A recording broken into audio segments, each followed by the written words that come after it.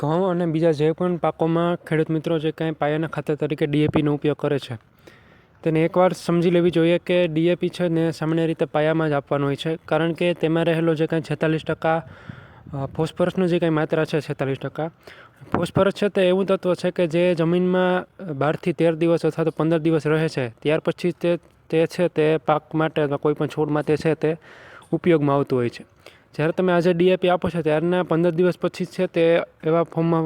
એવા સ્વરૂપમાં ફેરવાય છે કે તે પ્લાન્ટને છે તે ઉપયોગી થતું હોય છે.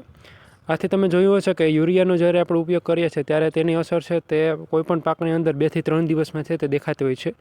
પરંતુ ડીએપીનો અથવા કોઈપણ ફોસ્ફરસયુક્ત ખાતરનો જ્યારે આપણે ઉપયોગ કરતા હોય ત્યારે તેની અસર છે તે 15 થી 20 દિવસ પછી દેખાતી હોય છે. આથી કોઈપણ ખેડૂત મિત્રો જ્યારે ડીએપી અથવા કોઈપણ ફોસ્ફરસયુક્ત ખાતરોનો ઉપયોગ કરે છે ત્યારે તેની અસર છે તે બહુ લાંબા ગાળે દેખાતી હોય છે, જે ધ્યાન રાખવું જોઈએ. અને ડીએપી અને ફોસ્ફરસયુક્ત ખાતરો છે તે સામાન્ય રીતે પાયાના ખાતર તરીકે જ આપવા જોઈએ, નહીં કે પીએચ સમયે છંટકાવ કરીને. વધુ માહિતી માટે